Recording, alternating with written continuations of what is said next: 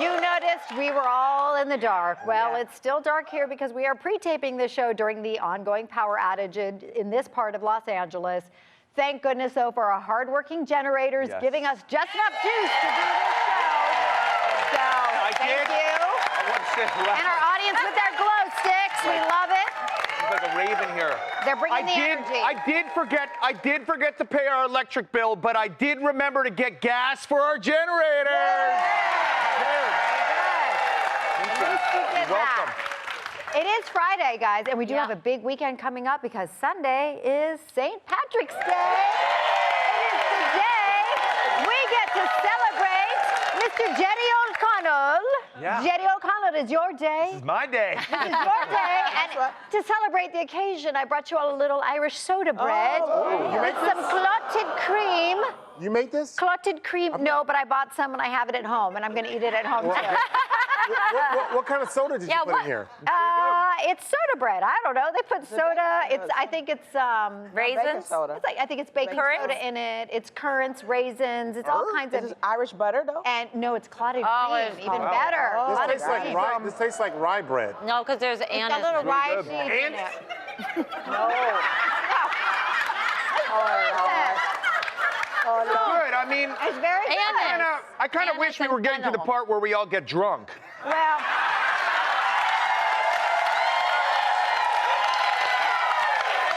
All right, are you ready for it? It's time for Top of the Top.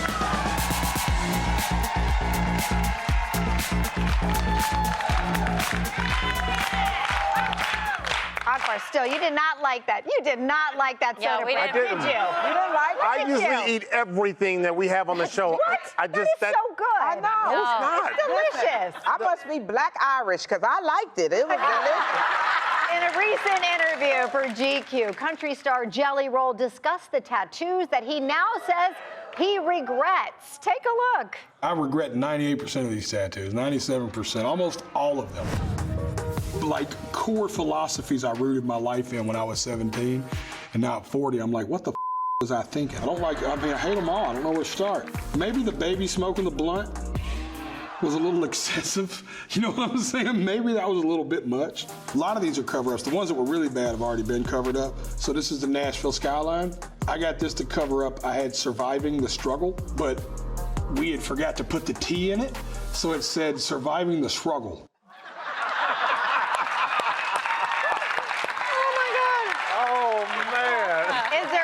From your younger years that you regret? Akbar, let's start with you. Well, you know, I have no tats, so that's, I won't have that struggle. But, you know, the one struggle I did have, and I go back and have a regret, you know, in the 90s, Michael Jordan was huge, right? Just everybody. So that's when I started going bald, right? And then it wasn't until I got to my second year in the NFL where I decided, you know what, that's a great idea. I'm gonna grow my hair. Get the waves, put the do-rag on. You should have seen it. My waves were dipping at 25. You couldn't tell me nothing. I was so clean. I'd be sitting there like this. But when I hit 26, a year later, that thing started to go back into cover two. It was just dropping back like this. It was just going like this. I was like, I got 1 year. It went back. It was cul-de-sac time. It was just like, and I'm like, no. So I regret not enjoying the time when I had hair. Like, I waited all the years and didn't get no hair. Akbar, you look so good without hair, though. You look so good. You wear no hair so well. But I think I would, you know, because I want to edge up. You know what I mean? Like, have you seen the cats with these nice edge ups? You know, you can get a quick weave and they can put the hair on your head. A quick weave? Yeah, it's a quick weave for men. It is real. And what are they going to attach it to? Is this like a they glue it down. They glue it down. You a little sharp. Do it on the show. Who remembers? I sense a segment. I think this is going to happen. Stand by for that one. We'll bring that to you. Halloween looking like Jay-Z. Oh, yeah. You look fly as Jay-Z with that hair. Yeah, that was Or you good. could just get the surgery that I got. They take the hair from your butt and they put it all on your head. This is all. Jerry. Why are you guys? Oh, Jerry. Oh, Jerry. Okay, all right, okay. Why are you guys booing that? Do you know how expensive that surgery was and you're booing? What about you ladies? Do you have any regrets? Anything from your no, youth? you know what I will say though? I have 4 tattoos.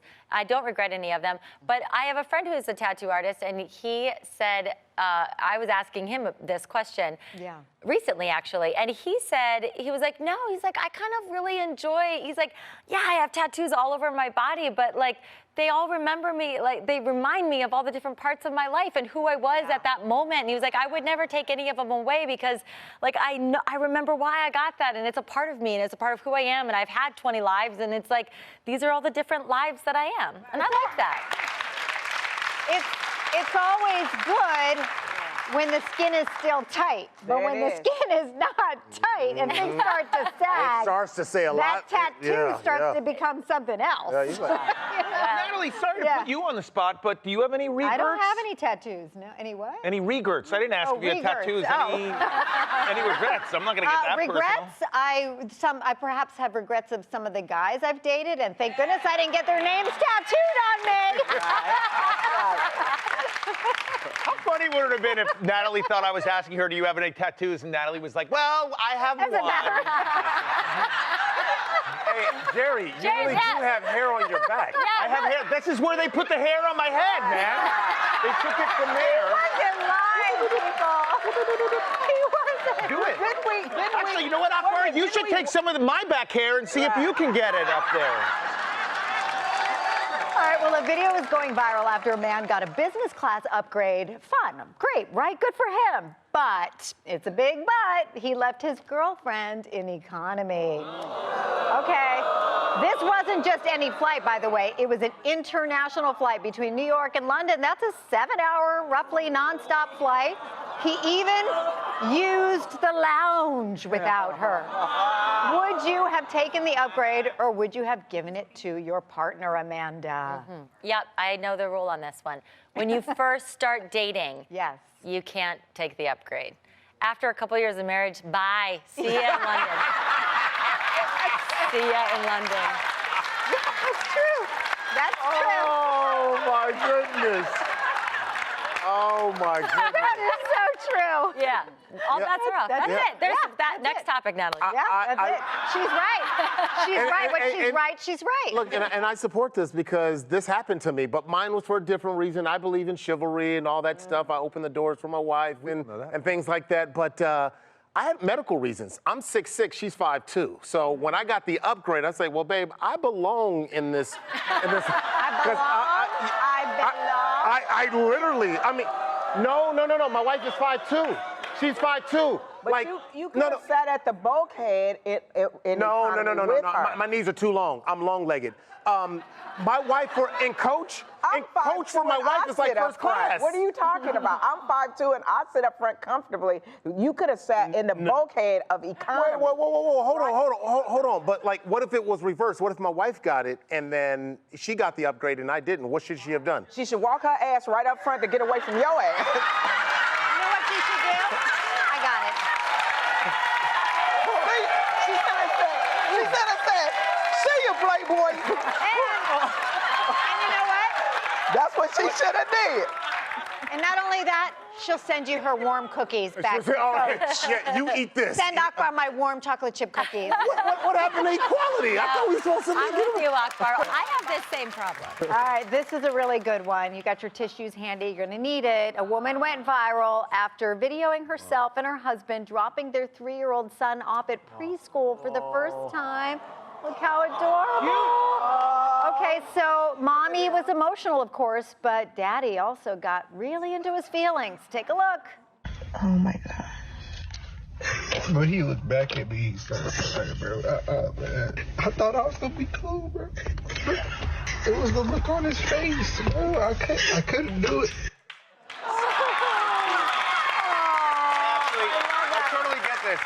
I totally get this. The first day, you know, my kids, I have twins, they went to preschool. My wife and I were in the car. They walked up, bye, Mom and Dad, and they walked into the gate. And I just started crying, and my wife was like, you're crying, this is so cute. And I said, yes, I'm so happy, they're gone! Woo! Oh, man. Someone else has them! I had real tears. I'm done. Jerry, I had, you know what's crazy? I had real tears, and it was surprising to me. But it was when my oldest son, went off to college and we were sitting there in orientation, and I'm just cool with this everything, and then it just hit me, like, just slapped me in my face, like, and I was just like, oh, he's really going out the house. And I could have called my wife. He's gonna register in the door right now. I was out of control. I've been there. I did that recently. Yeah. It is. Oh. It hits you. It's a surprise. And you're trying to be like still. It's like that kindergarten drop-off. You're like, I got to be the strong one, because if I cry, then they're going to sense my crying, and it's going to break them down. They're going to be afraid. Right. So I was doing that, and it's like, no, it's, you drop them. You're trying to be like fierce, and I'm going to be proud, and I'm going to show them you can do this. And then the minute you leave them, and then you're like,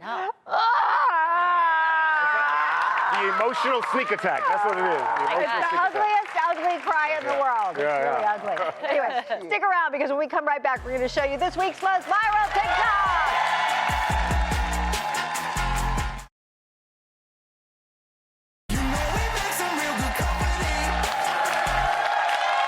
Welcome back.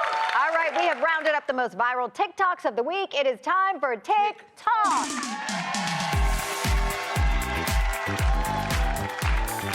First up, this bird knows a good bop, even if it's 7 in the morning.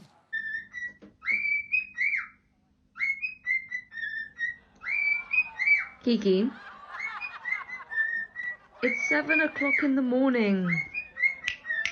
Silence.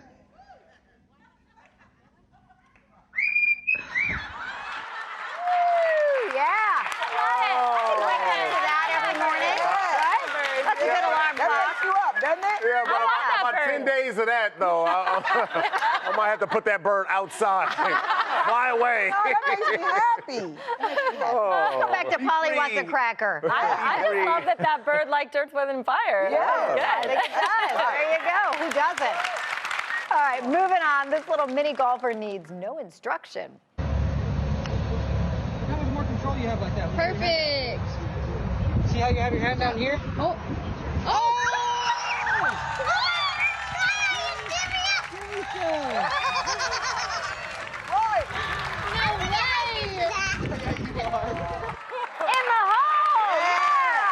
You know what, though? I tell you what I love about this. She is so smart. I saw her hands like this, like, I did it. Now I'm getting ice cream for that. Like, she is demanding ice cream. That was So cute. Oh, that was Gotta cute. call the stakes before it goes in, right? All right, this person has a brilliant way to turn that frown upside down. Wait,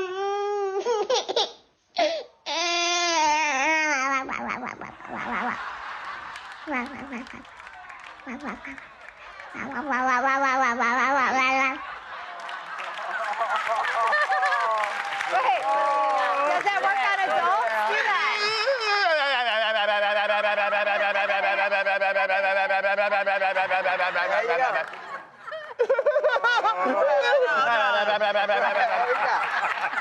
I wish I had a little baby so I could try that.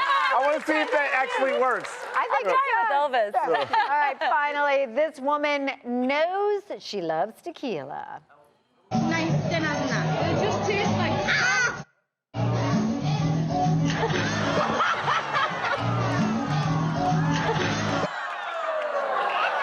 How does that happen? How does it come up your nose?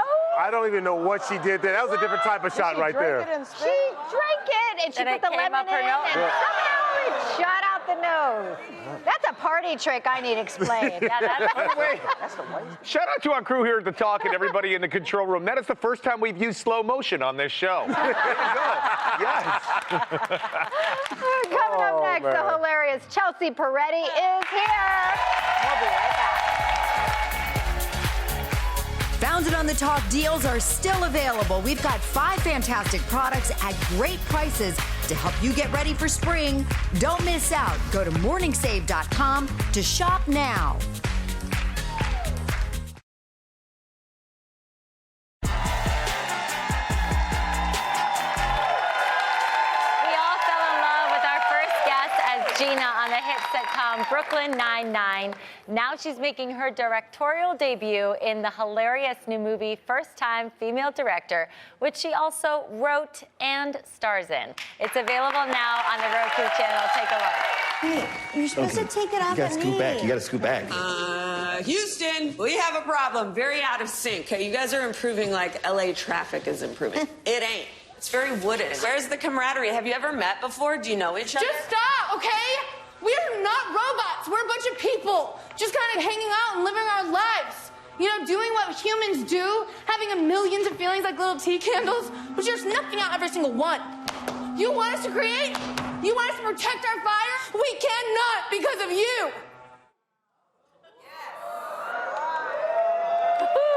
Please welcome the fabulous and very funny Chelsea Peretti.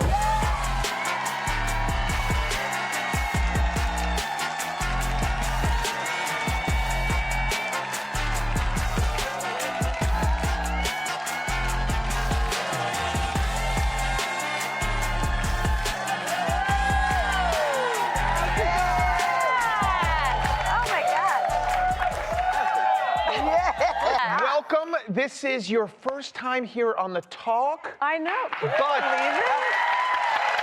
But you did work here on the lot for many years, shooting right across the street, Brooklyn Nine-Nine. Now, I have two questions for you. Do you have fond memories coming back to the studio? There's your plaque there.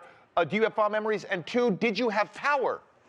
We had power. We had power. I do. It is. It brings back a lot of memories being here. Yeah, it was a great lot. I think the best lot in LA. I agree. I think so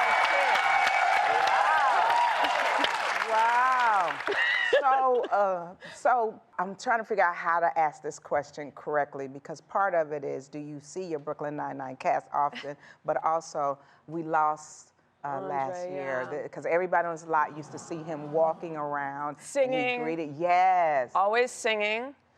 Yeah, we miss him a lot. We all had dinner last night. Yeah. I know. Wait, I know. do that baby TikTok thing to me, because right. Thank you. How do you talk about the great Andre Brower? You know, did you pay a tribute to him? We shared a lot of memories, yeah, about him. He was a special person, and it's hard to talk about because it's emotional, but yeah. Yeah, it is. It is. Yeah. So, do you guys see each other in the cast much? You know, yeah, we had a big reunion dinner last night, and we're like, Dan, write us a movie, something, you know? Like, it felt weird to all. So we can all get together. All be together for no purpose, yeah. What was the occasion last night? Who started the group text? Like, who organized it? I want to say that I spurred it on an email, because we're on Netflix, and so Dan emailed us to tell us that, and then I was like, when are we getting dinner, you know? Then it became about who's going to pay for the dinner. You know, tomfoolery, but yeah, we got it done. We ate a lot of pasta. Nice. Don't tell Hollywood. Yeah. Yeah. Well, Chelsea, let's talk about your new movie, First Time Female Director. It's so funny, and it stars the funniest people: Megan Mullally, Amy Poehler, Max Greenfield, to name a few. The list goes on and on. Tell everyone about it, because you guys have got to watch this. This is so funny. Yeah, it's just, you know, about a kind of a mess played by myself. Who struggles to find a foothold as a leader. You know, we've all been there, I'm sure, right? Mm-hmm. Yeah. Yeah. Yes. The audience was like, we're all successful. We've never struggled. Yeah, and it's just an incredible cast of just pure comedy geniuses that I was very honored would be in my first filmmaking attempt. So, yeah. But not only did you star in it, you wrote the script, and this was your first time directing, and you finished it over 23 days. It was, yeah. So after all of that, how did you feel when you finally screened a movie for an audience? It was an out-of-body experience. I describe it as like giving birth with hundreds of people in the room. You know, it was intense. I think I just completely disassociated. But it was fun. Yeah. I was just looking up Kill Bill, and I think they shot for half a year. So you know, it puts things in perspective. Obviously, two very different films. Now, you obviously. You also wrote first-time female director, but it is actually not the first screenplay that you wrote. You wrote another screenplay when you were a little younger. Yeah, I think I know what you're talking about. I think calling it a screenplay might be a stretch, but I did write a play in elementary school called Gertrude's Revenge. Look at that. All popular kids beware. Nothing is really sadder than all popular kids beware. It's like, you know, you're a kid, you don't realize you're just saying, I'm a loser. My name is misspelled, my last name, that would be on Emma. Elementary school's hard, you know? It's a hard time. All right, well, we're going to have much more with Chelsea Peretti when we come right back.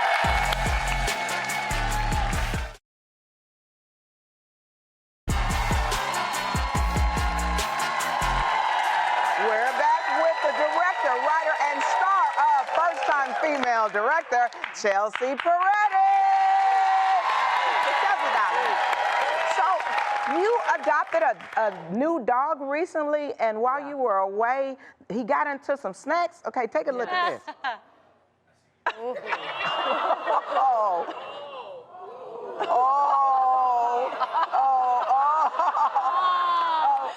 I have never seen. Look at he's feeling so good. Oh my God.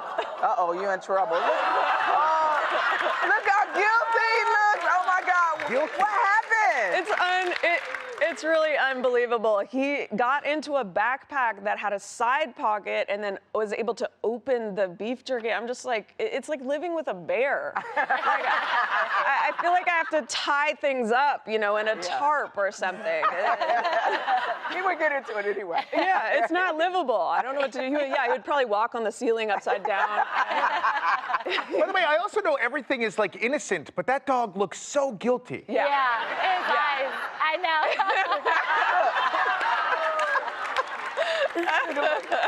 She looking like shouldn't have left it out. You shouldn't have left it out. Shouldn't have left it out. That's on me. But speaking of snacks, you apparently take snacking very, very seriously. You host a popular podcast called Chelsea Peretti. Yes, yeah. And you do segments on the show called Food Test. So explain what that is. I do. So I ask people a food, say, gazpacho. And then I ask them to say if it's good or bad.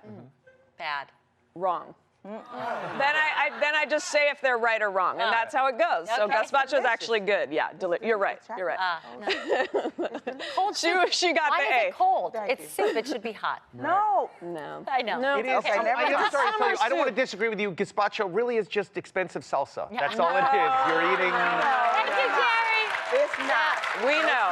We know. You know what we Carrie. eat. You have to eat it like tangy. soup instead of putting a chip in there. They should. Maybe they served gazpacho with chips. Very small-minded, very wrong. Okay, we want to run some of our snacks by you and see if they pass your food test. Okay, let's do it. I'm going to start off here. Is everyone ready? I made these the other night. They're a sensation on TikTok. I made them with my children. That's strike one. Yeah.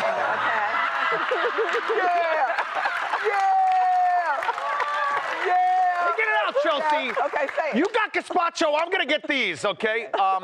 We made what's called a chickle. It's a cheese fried pickle. I hate the name. Hate the name. Okay, continue. And then you cook it, and then you eat the chickle. I actually think you should be taken off the show. I think. Wait a minute. Cheryl. But I'm scared to say mine now. I'm scared to say mine. Cheryl, go ahead, Cheryl. Hot, salty French fries dipped in a chocolate shake. Ooh. Not soaked, just dipped and you eat it. Right. Yeah. I have to. That's one. I'm gonna say good just because I like you. Thank you. All right. Okay. All right. Ready? No, but I do. Like, I like to have, if I do have fries and a burger and all that, I like a strawberry milkshake, but I do love the salty and the sweet together, so I could see. You see it? Okay. I could see, yeah. All right. Here's mine. Okay, you get a spoon, peanut butter. Have a spoonful of peanut butter. Yeah. Then you take whipped cream and you top. Oh no, Chelsea! I don't know where this is going. I'm not sure if you like it or if you hate it, but it's peanut butter and whipped cream. No. Okay, this is crazy because on my podcast where I do this food test, people keep saying that peanut butter is their favorite snack. Yeah. Right. So you're not alone, but for me, it's like, I don't know. It's like a dog snack, you know? You gotta give your dog to take medicine. Yeah, That's like what you give use it to a for. dog to take a pill. No, it's just like a perfect blend of protein, sugar, and you're just listen, like, I should do it. Clearly, it's the right thing. snack. I need to get on that level because you're absolutely stunning. Get her back. I gotta get her back on my side.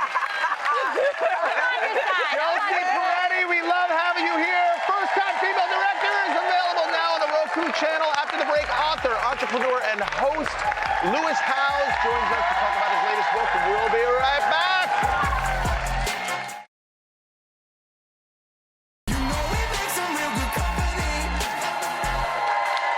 All right, our next guest is a former All-American football player who went from sleeping on his sister's couch to becoming an entrepreneur, New York Times best-selling author, and a beloved podcast host. He's now sharing his guide to success in his fourth book, The Greatness Mindset. Please welcome Lewis Howes.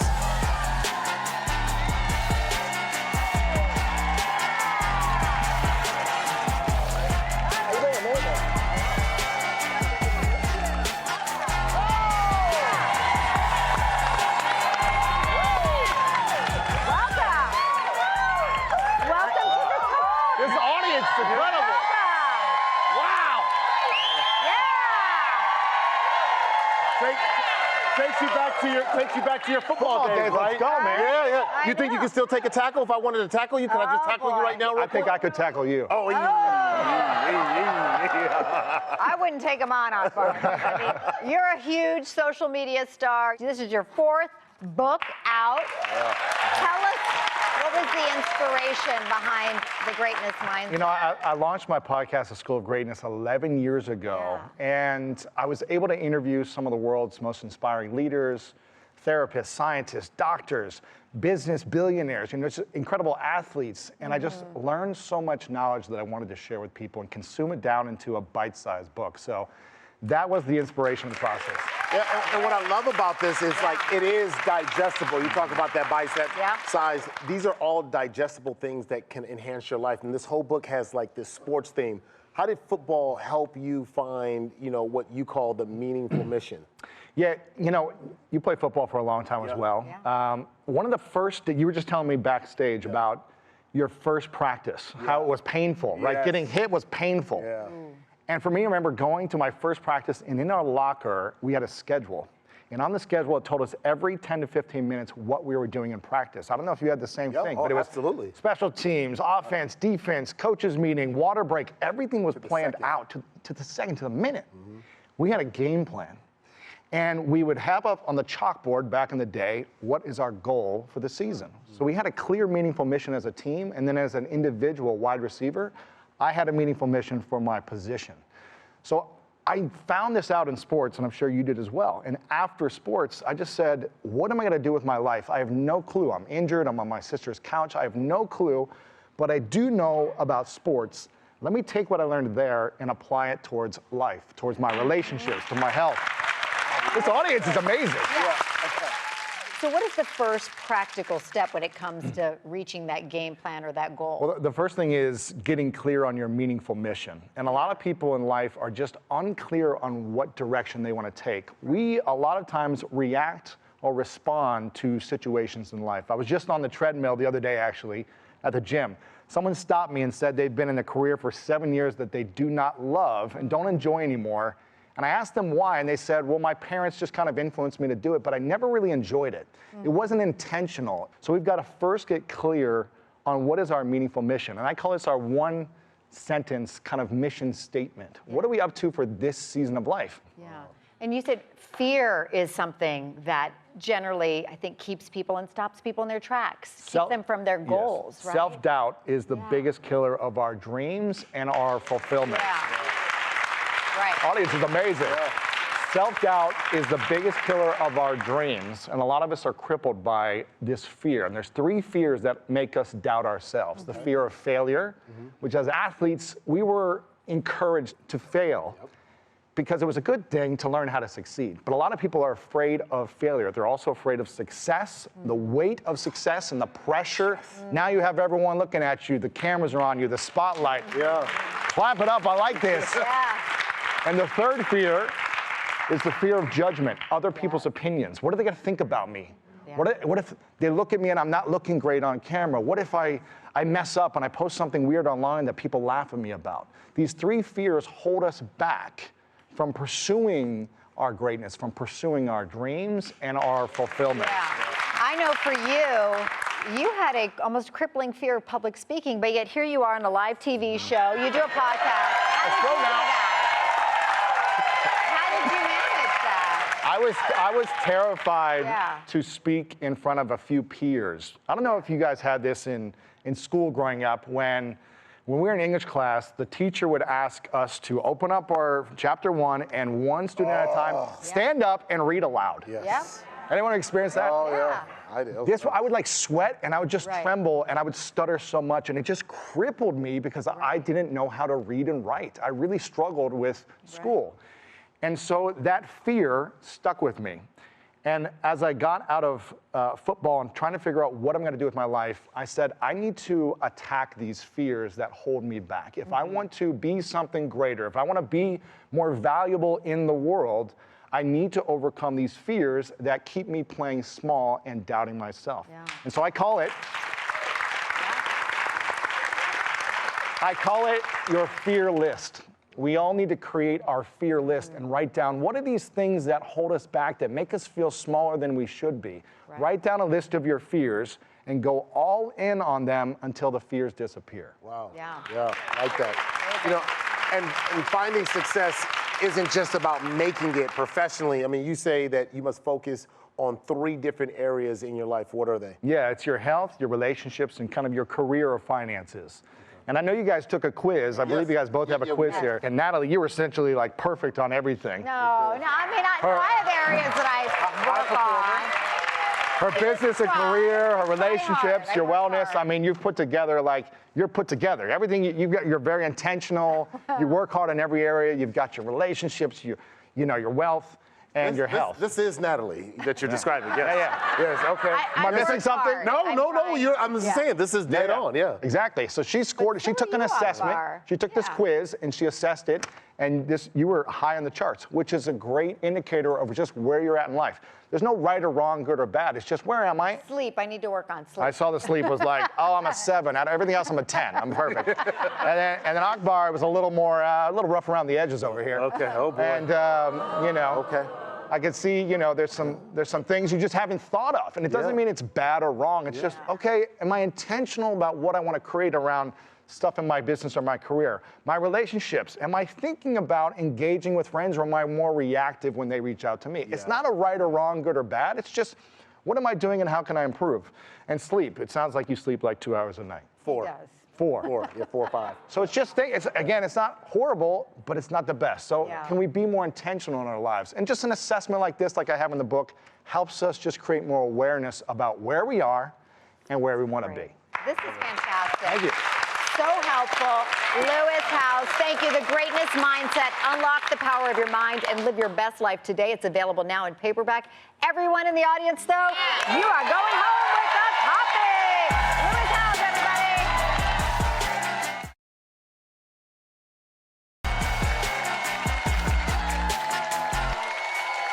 Before we go, we have something special that will help you look and feel your best. It's time for today's must-have giveaway.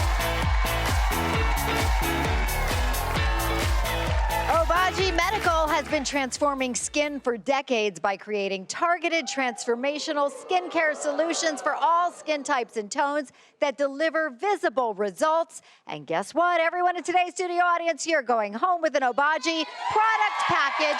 This retails for $340.